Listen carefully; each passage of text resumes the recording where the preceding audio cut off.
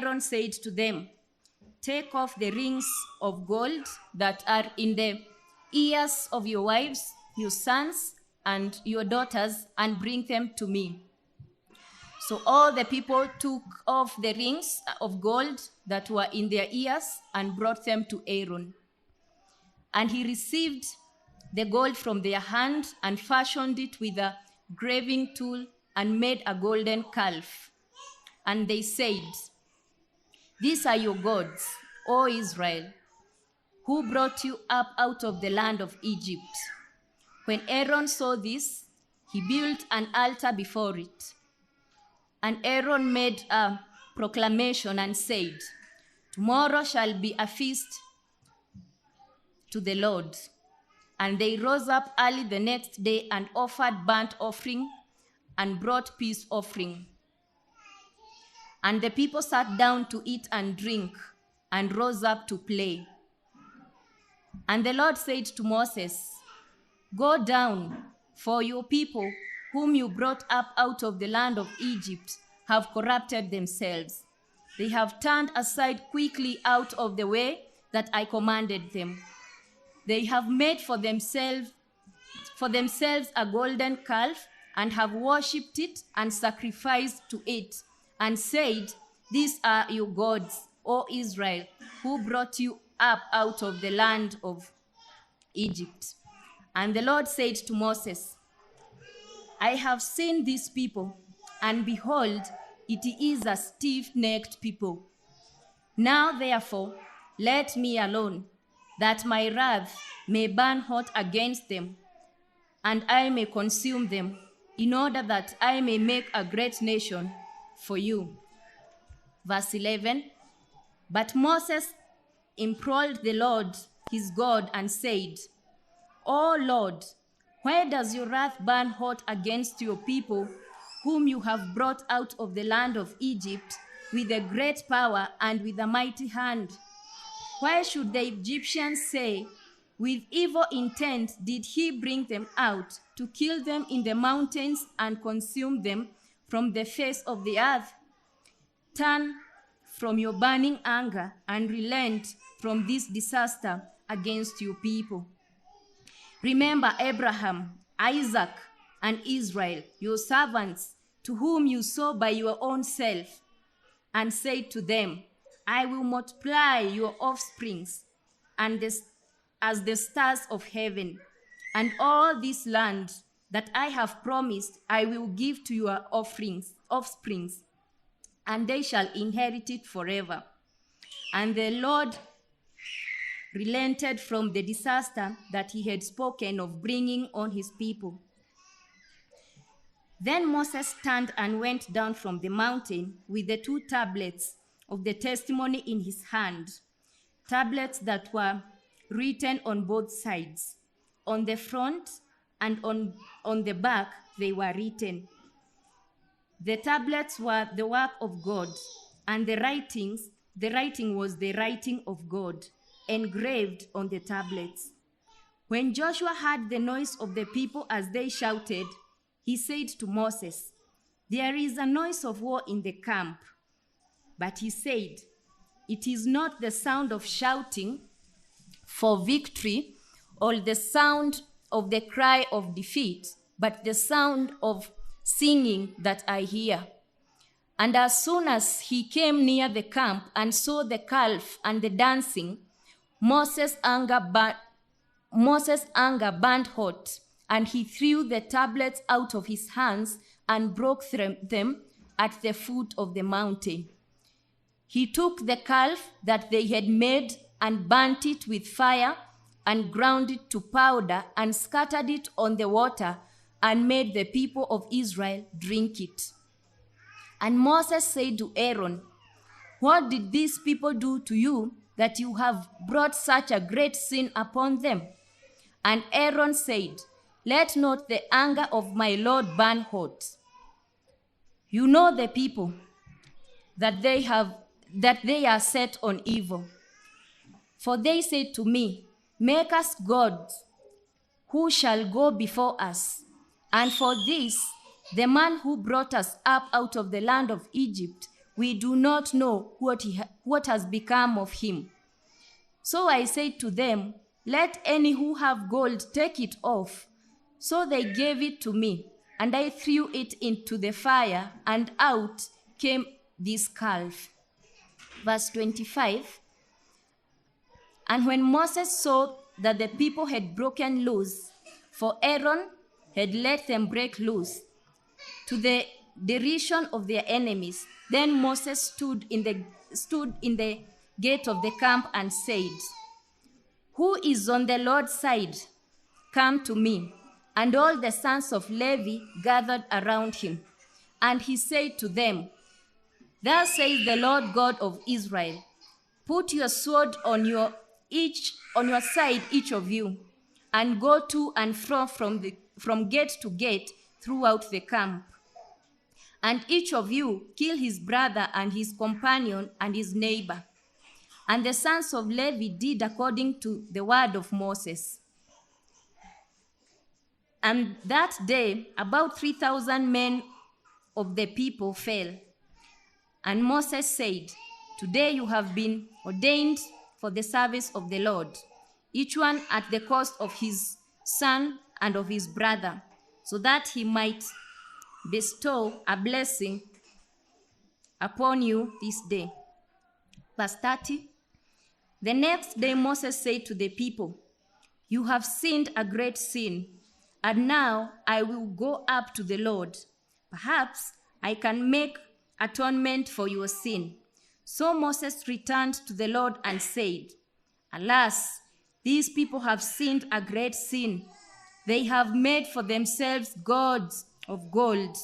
But now, if you will forgive their sin, but if not, please blot me out of your book that you have written. But the Lord said to Moses, whoever have sinned against me, I will blot out of my book. But now go, lead the people to the place about which I have spoken to you. Behold, my angel shall go before you. Nevertheless, in the day when I visit, I will visit their sin upon them. Verse 35 and the last one. Then the Lord sent a plague on the people because they made the calf, the one that Aaron made. That's the word of the Lord. Our Heavenly Father, we do pray, please shine light in our hearts this morning and show us the idols in our hearts. We pray that, Lord, you will help us to identify these idols and help us, Lord, to destroy them as you give us the strength to do that in the power of your Holy Spirit.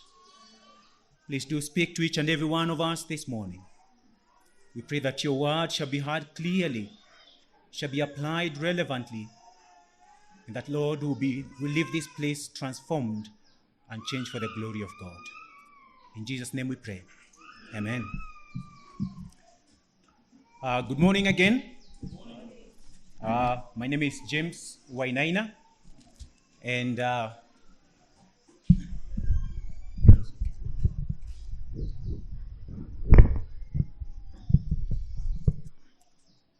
I'll be bringing God's word to us this morning. Our topic is the folly of idolatry, and we're going to just get into that. Maybe you can say to your neighbor or ask them, what is your idol? Do you know what your idol is? And by the way, some of these questions help the preacher to settle and, reduce some tension, eh? Do you have an idol? Yeah? Looks like someone has a big one, eh? Hey. All right. Someone is saying their mustache might be an idol. But if you think about it, someone has said that the human heart is a factory of idols, that we are producing them on a daily basis. Our hearts are a factory of idols. And before we go further, it might be helpful for me to define what we mean by idolatry, because we want to be on the same page so that when we say idolatry, what do we mean? So what is idolatry? And it's very easy. We are going to come to this from our New City Catechism. And the definition that is given there is that idolatry is trusting in created things rather than the Creator for our hope and happiness, significance, and security. That idolatry is when we trust in things that have been created rather than the one who creates them. And you're going to see that perfectly in this passage. And why are we doing that? Because we want hope, we want happiness, we want significance, and we want security. Who doesn't want hope? Who doesn't want significance? We look for significance on a daily basis. Who doesn't want security? That my tomorrow is secure. I have a job. Or I have a family. Who doesn't want happiness? I am happy. Yeah. Part of the reason why watu wanapiga sherehe usiku na mchana, they are looking for it, is it? They are looking for it. So at the core of it, the reason idolatry is so prevalent is because we are looking, the end goal of it is we turn our hope from the Creator to creation for our hope, happiness, significance, and security. Now, before I go on, I would like to say that I am married to Rebecca. Naweza nyimwa chakula jioni. Who is seated there, the praise and worship team. I think that escaped my mind. That tells you it's not an idol.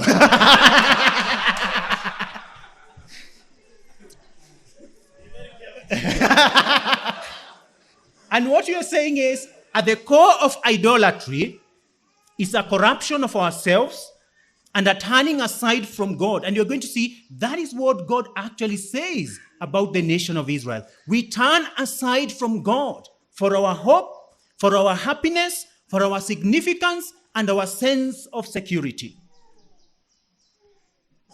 In other words, it is that thing which, if taken away from you today, you become hopeless. You despair with life. Life becomes meaningless. And you can think about it. It can be anything, including the good gifts that God has given to us. Whether it's our intellect, and you're going to come to that application at the end, or it's a gift of family, our spouses. And when you come to chapter 32 of Exodus, we're going to look at this passage in three big topics, with some topics in between there. I hope we work together as we look at this. And the first one is the folly of idolatry. It's also a big kind of topic. It's the folly of idolatry. Or if you think about it, allow me to use this word, it's the foolishness of idolatry. And the second one is God's judgment against idolatry. That God actually judges all idolatry. Mungu anahukumu uabudu wa sanamu. And then the last one is God's mercy to idolaters. Notice I've said God's judgment against idolatry and God's mercy for all idolaters, or all who practice idolatry. The first one, the folly of idolatry. Now, we begin chapter 32, verse 1 there, by the author of this book, who is Moses, saying, actually he's talking about himself, saying, when the people saw that Moses had done what? Delayed. Moses amechelewa. Now, if you are joining us, we are going through Exodus, and you have made a huge jump from chapter 17 all the way to chapter 32.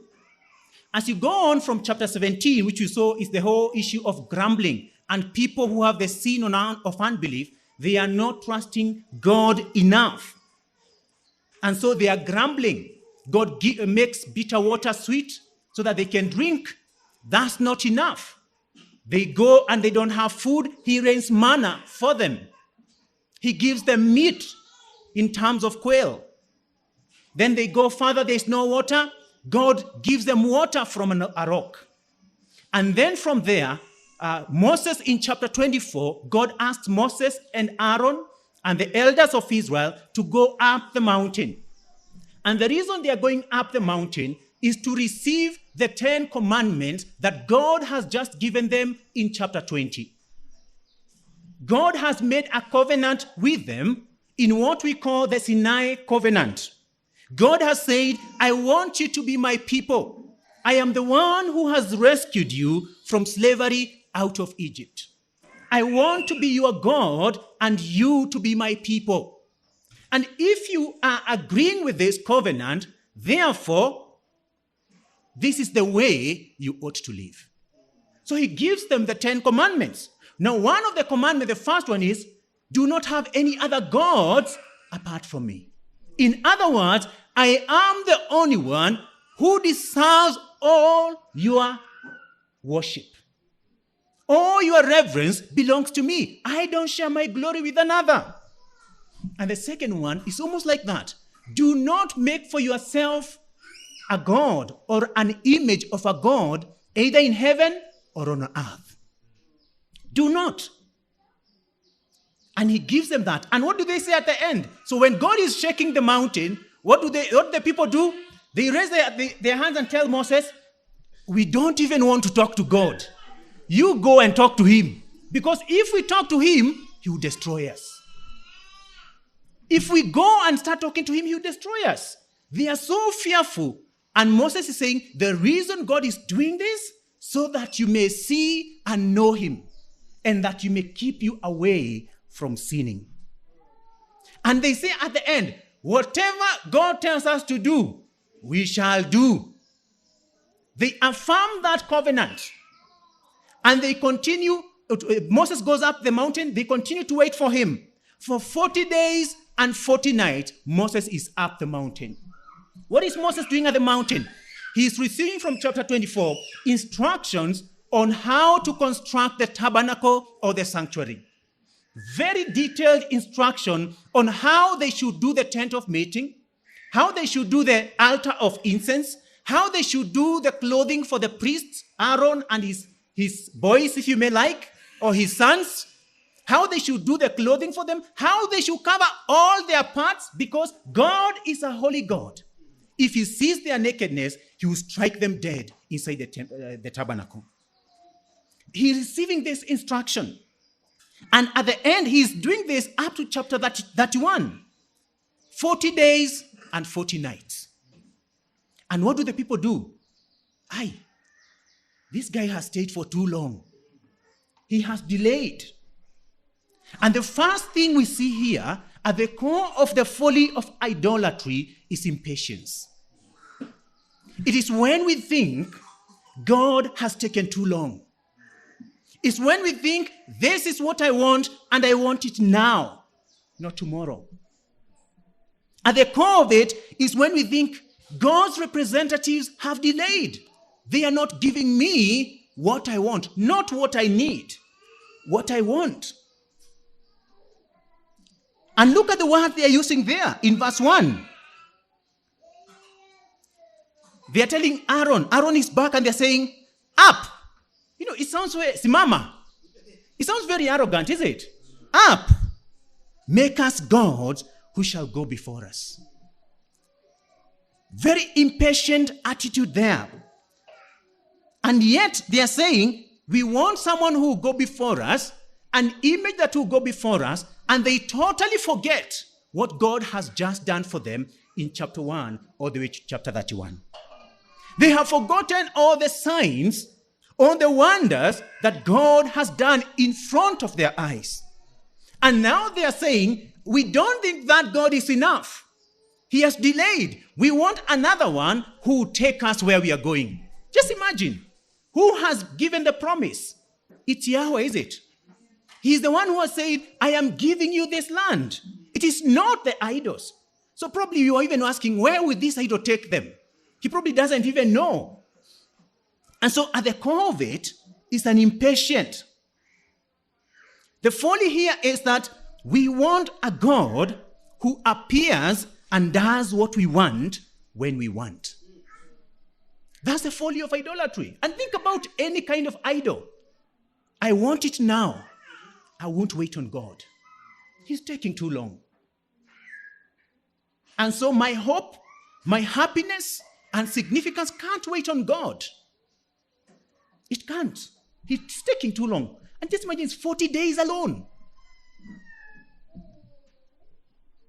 The first folly we see there is the folly of impatience that leads to idolatry. The second folly we see in this passage is the folly of a created God. Now, when they tell Aaron, up, make us gods who shall go before us, they are so determined to do this. But notice the language that is used there. Up, make us. This is the folly of idolatry that we can easily be not seen. That we want a God that we create ourselves. We create with our hands. Make us a God. Now, the concept of God, if you go ask any person, is someone who is divine. Someone who is almighty. Someone who is the creator. He can't be the created. And we see that in the Bible. He is the one who creates the world. He speaks it into being. He creates man and women.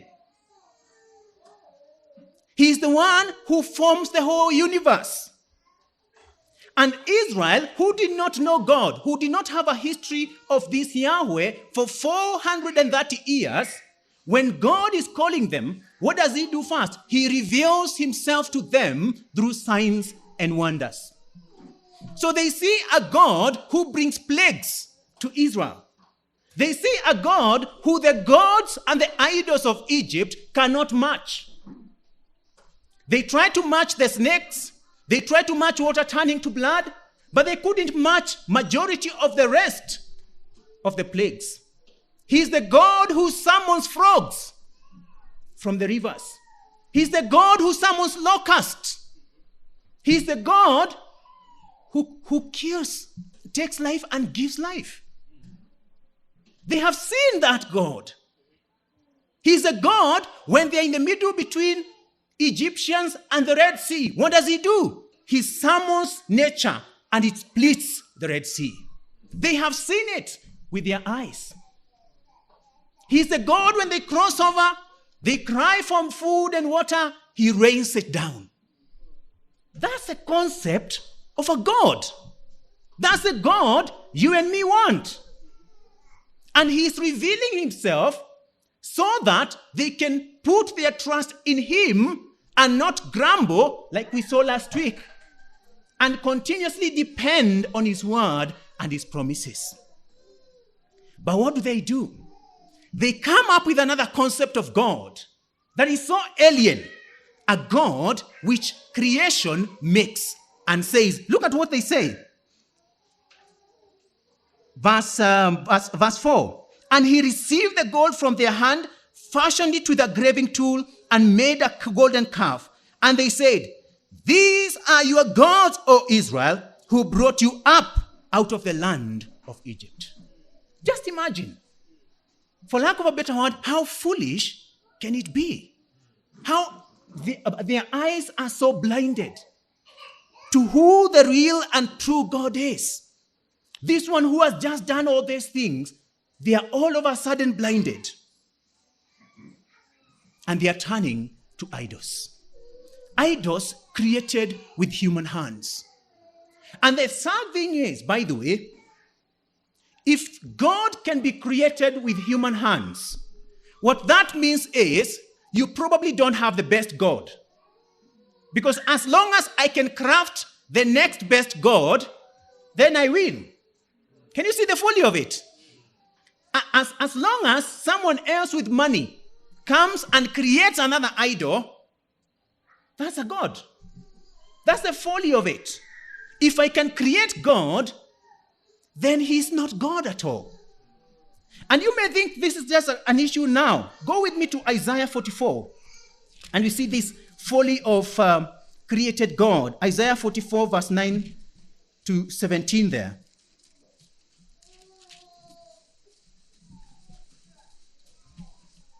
And it's so mocking. These verses are so mocking of idolatry that we sometimes don't think about it this way.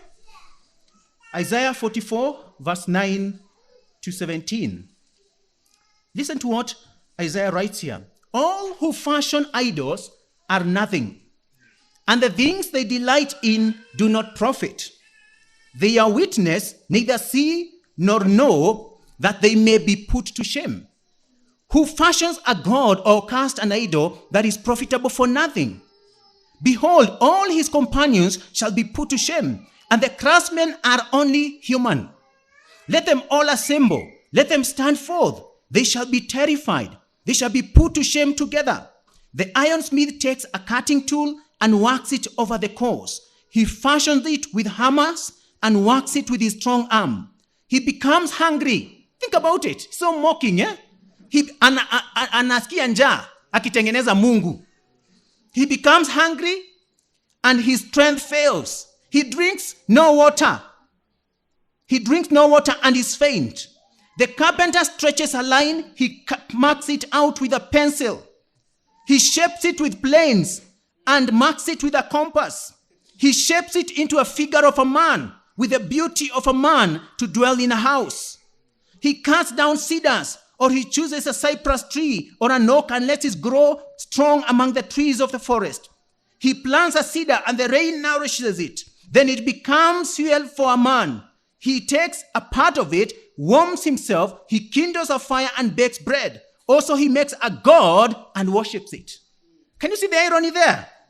He makes it an idol and falls down before it. Half of it he burns in the fire. Over the half he eats meat, he roasts it, and he is satisfied. Also he warms himself and says, "Aha, I am warm. I have seen the fire." And the rest of it he makes into a god, his idol, and falls down to it and worships it. He prays to it and says, "Deliver me, for you are my..." The folly of a created God. On one hand, this material you're using to create God gets burned to cook you food.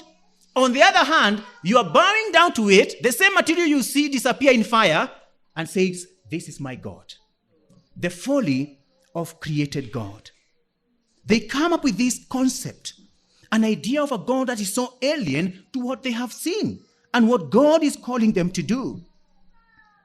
And what God is saying is, "I am the God who has delivered you out of Israel, out of Egypt.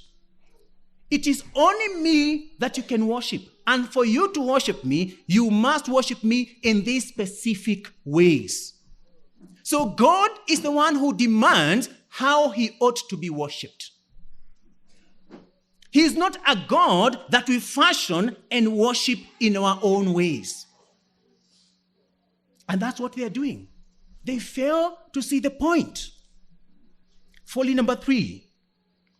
The folly of a God without morals. The folly of a God without morals. Now, once they have created the idol, the golden calf, everyone has brought their necklaces, their rings, and everything that is valuable. And they craft this God. Aaron does it. He puts it says he fashions this and he makes a golden calf. And at the end, what does he say? Look at verse 5 and 6. When Aaron saw this, he built an altar before it. And Aaron made proclamation and said, "Tomorrow shall be a feast to the Lord." And they rose up early the next day and offered burnt offerings and brought peace offerings.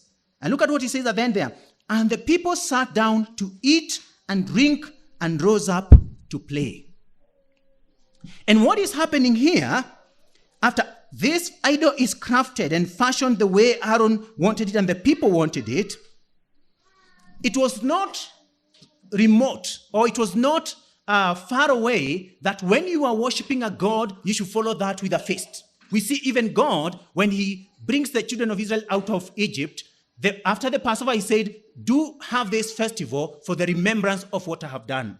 So it was not far-fetched during that time when you are worshiping to have a festival. But look at what they are doing. They are doing the same things that they were doing to Yahweh, offerings to this idol, burnt offering, and fellowship offering or peace offering. And peace offering for burnt, they will burn it. Burnt offering, they will burn it until it's gone.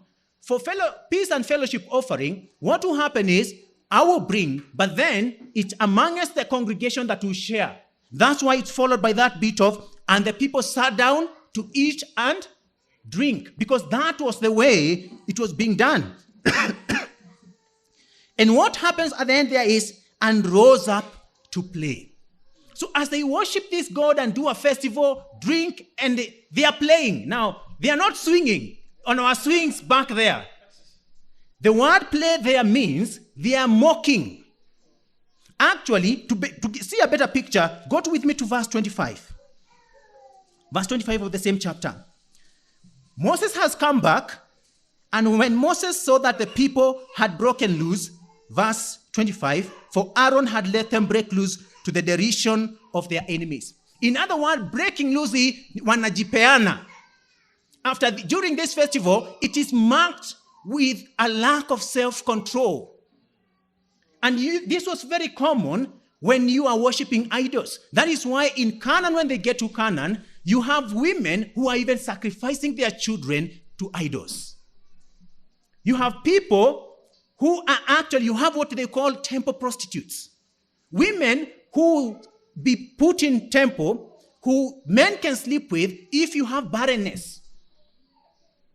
And because at the core of it, they are thinking, this is the way to answer this thing or this question. So they are not just playing swinging or playing football or stuff like that. They are actually making merry. They are doing what the Bible will call later in the New Testament a partying spirit. Debauchery. Yeah? It is actually a party that is marked with lack of self-control. There are no boundaries. There is sexual immorality in this party. It's not just your normal kind of party. And this is the folly of idolatry. Because idols don't demand a level of values and morals. Yahweh does. Yahweh says, you are my people. This is the way you ought to live. Actually, majority of the instruction that they receive before Moses goes on the mountain is actually instructions on how to deal with your neighbor. It's instruction on how to borrow, the one that Pastor Kama was mentioning to us. How do we borrow one another? How do we treat slaves? How do we do business? What happens when someone commits a sin like murder in the society? They are given this instruction. Why? Because Yahweh, who is calling them to be his people, demands they live a certain kind of a life. But idolatry is the opposite. There are no demand for morals. There's no demand for values. And that is what happens when a people or a generation goes down to the direction of idolatry. The first thing you see is that relationships become degraded. People become chaotic because morals have gone out of the window. And that's what happened when you have this kind of play that Moses is talking about here. This lack of self-control. It is what happens when you go to those parties at night. And there's something that darkness does to our head and our mind, and our hearts. It almost feels like no one is seeing me. And we can do whatever we want. The folly of God without morals. They are going down the drain because they have chosen an idol that is not demanding of them of anything. And we see this happening even later. And what is God's response? The second point that I said there was God's judgment against idolatry. Immediately this is happening, God tells Moses, go back, because your people have corrupted themselves. They have turned aside. Now, if you like Exodus' definition of idolatry, this is it. They have turned aside quickly out of the way that I commanded them. They have left God. Idolatry is when I think God is not enough for me. And I turn to another for my hope, for my happiness, for my significance and security. It is when I think he is not enough to make things work in my life. It is when I think I don't have to obey him. And we all have this kind of thinking. When I was reading about this, I thought, let me check what others have said. And think about this. If your answer to these kind of questions is a yes, then there is an idol in your heart. Life only has meaning, or I only have worth if, one, I have power and influence over others. That's power idolatry. It is when I think I have power over others and control over them. That's power idolatry. It is what ails our politicians. And maybe ails us as believers in God's church. Your life has meaning, or you are worthy if I am loved and respected by, and you can feel a name there, by the president, the pastor, my wife or husband. What you're having is approval idolatry. Then I have this kind of pleasure experience, a particular quality of life that ticks for me. Then you have comfort idolatry. And you can see it. Right now there's a big debate about, for those who have been following the US, about abortion. And some of the comments being given why they should not take away that judgment that allowed abortion in the US, they are saying it's because the more than physical health. They say, if I determine that I am not financially healthy and the baby will disrupt my comfort, I am not emotionally healthy and the baby will disrupt my comfort, I can choose to get rid of the baby. On one hand, you are going against the God who has given that life because of comfort. That's comfort idolatry. And it's so prevalent even in our generation now. I am able to get mastery over my life in the area of, and you can feel it in there, control idolatry. I am highly productive and getting a lot done. I am a busy man. You have heard that statement? Work idolatry. It doesn't stop. It gives me significance. I am being recognized for my accomplishment and I am excellent in my work. Achievement idolatry. And you can go on and on. I think in our culture, one of the big ones that we can think about that is becoming so prevalent is what you call cultural idolatry. It is where people are saying, God is not enough. And I need to go back to my cultural practices so that things make sense for me in life.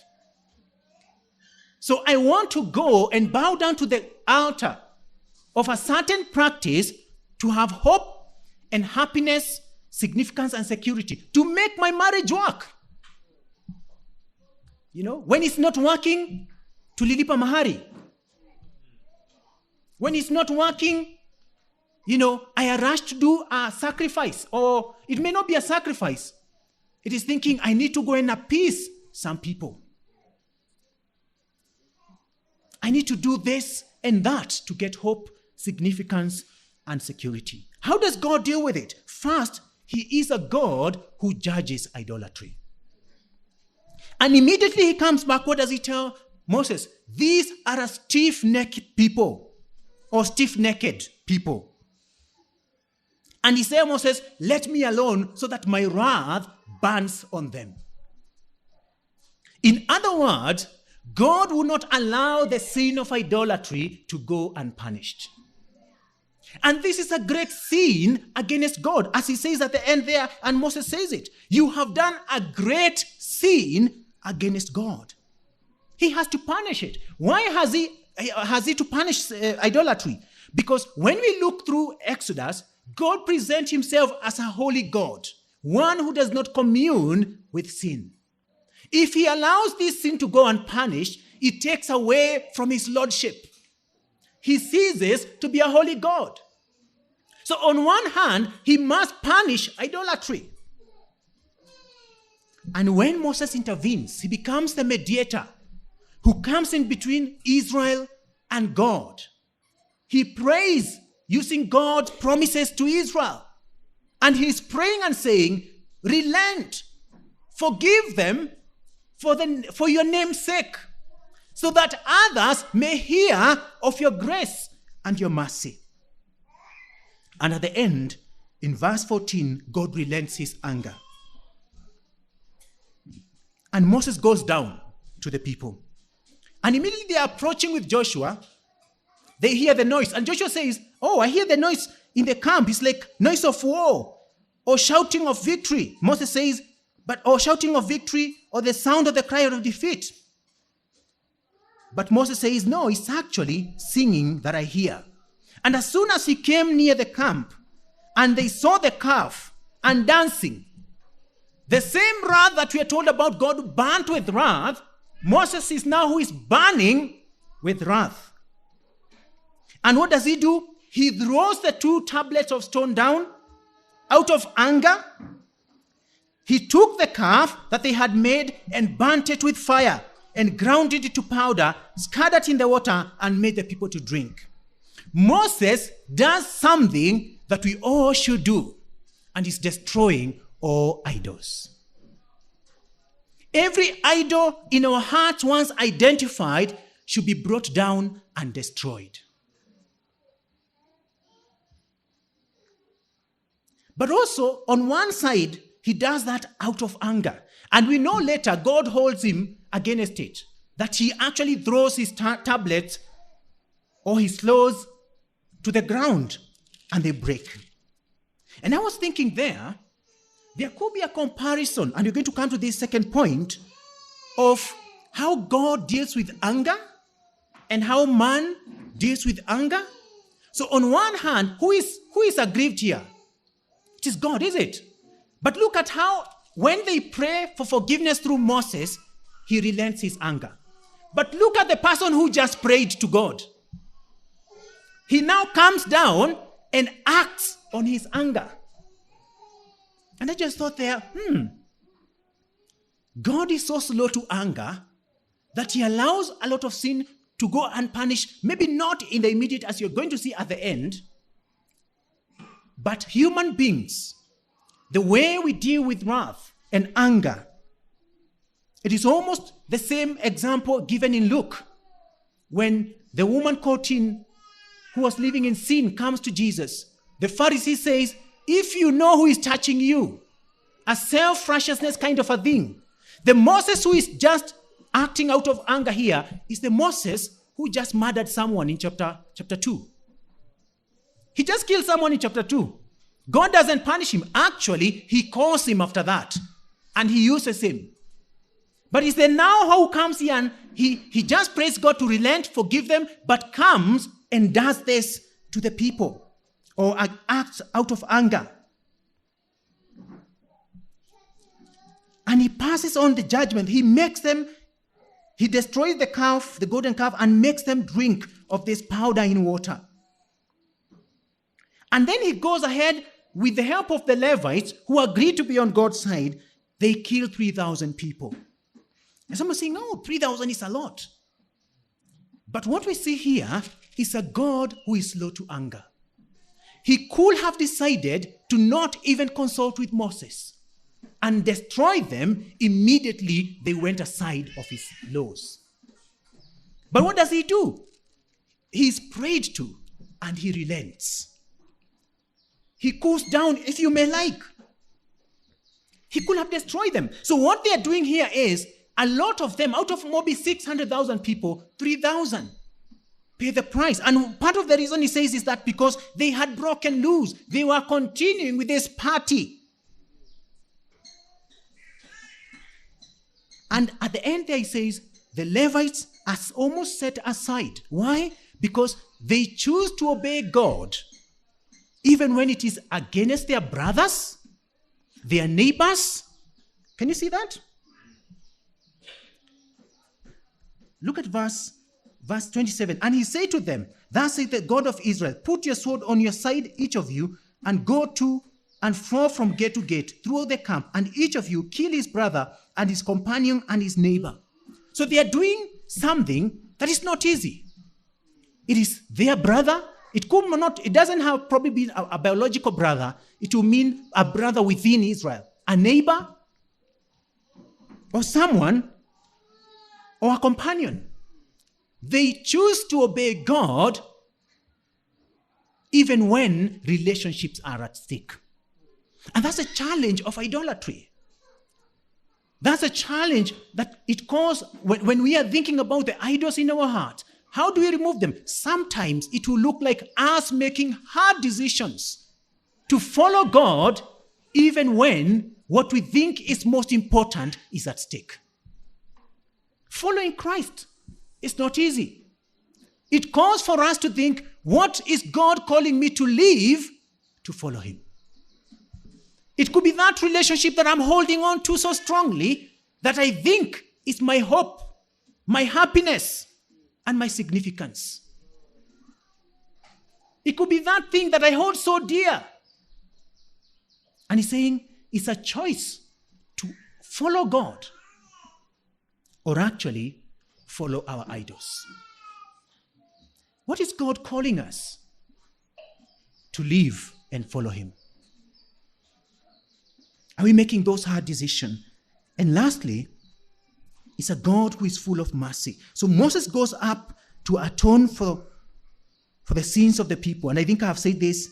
Just repeat it shortly, then we close. And Moses goes to the Lord. And the word that he uses in verse 31, so Moses returned to the Lord and said, alas, these people have sinned a great sin. They have made for themselves gods of gold. But now, if you forgive their sin, but if you not, please blot me out of your book that you have written. But the Lord said to Moses, whoever has sinned against me, I will blot out of my book. So again, God who judges idolatry. Anyone who has committed it must be punished. But now, he tells Moses, I know what they have done. I will indeed judge their sin. But now go and lead them to the land I have given them. Think about that. A God who gives them what they don't deserve. What do they deserve? Judgment, death immediately. God should stop with them and dealing with them at that point. But what does he do? He says, no, I will not do what you want, Moses. I will still judge them, but go and lead my people. He is still so determined to take them to the promised land. He is still so determined to actually forgive them and take them to the promised land. And he goes ahead and gives them his angel who shall go before them. But he says this, but for me, every sin must be punished. And he later sends a plague because of the sin of idolatry. And that brings a complication, a challenge with forgiveness. That to God, forgiveness is not as easy as we think it is. Someone has to bear the price.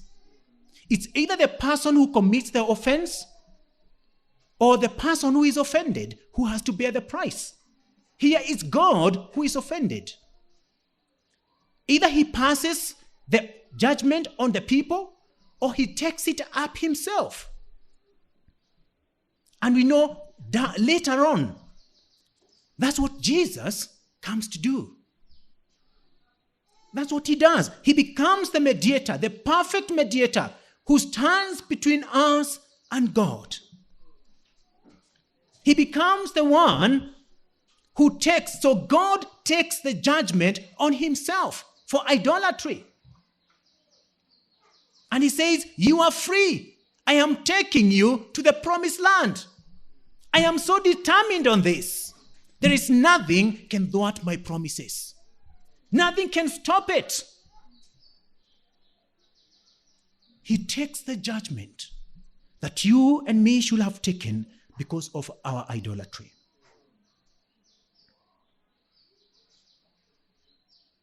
And on one side, he quenched his wrath through Jesus on the cross. And on the other side, he gives us freedom. And that's why Psalm says, if he were to deal with us as per our sins, none of us will be standing. None of us will be here. He is a merciful God. And I don't know what your idol is as per those questions that we were asking ourselves. What gives you hope, happiness, significance, and security? What matters to you more? Is it following God? Or is it your achievement? Or a family? Or the work that you have? Just think about it. It can all disappear. It can all go.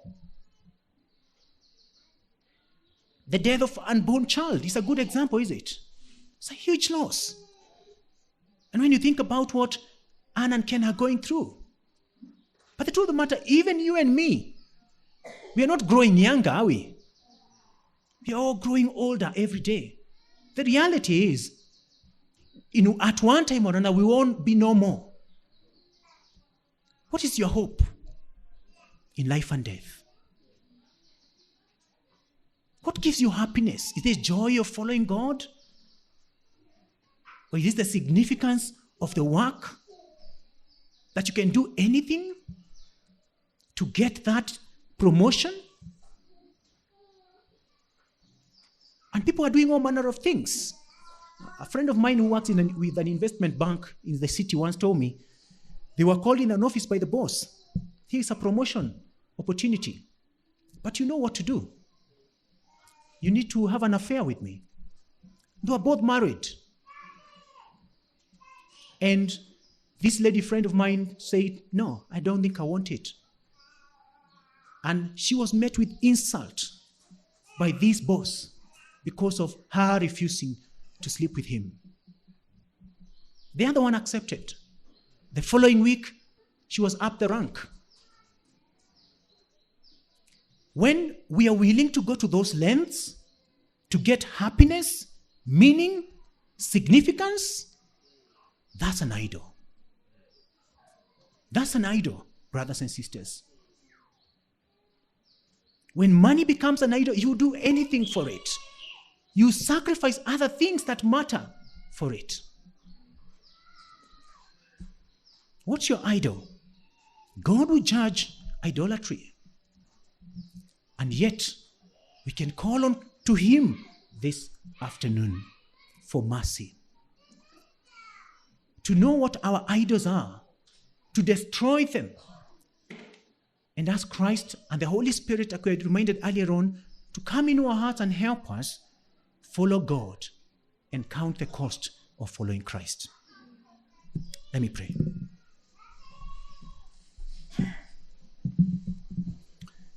Heavenly Father, please light our hearts up this afternoon and help us, Lord, see the idols in our hearts. When, Lord, we have found significance, hope, and even satisfaction elsewhere apart from you. When we have thought that you are not enough for us and other things are. Whether it's relationships or marriage itself or family or siblings or culture or work itself, whatever it is, Lord, please forgive us and help us identify these idols and deliberately look up to Christ, who has taken that judgment of our idolatry and set us free to worship you. Please help us, for those of us who might be struggling with making a choice and counting the cost of following you, that, Lord, will make that deliberate decision that when faced with a choice to follow you, we will follow you. We will be your disciples. We will be those who say yes to you and no to the world. Please, God, help each and every one of us.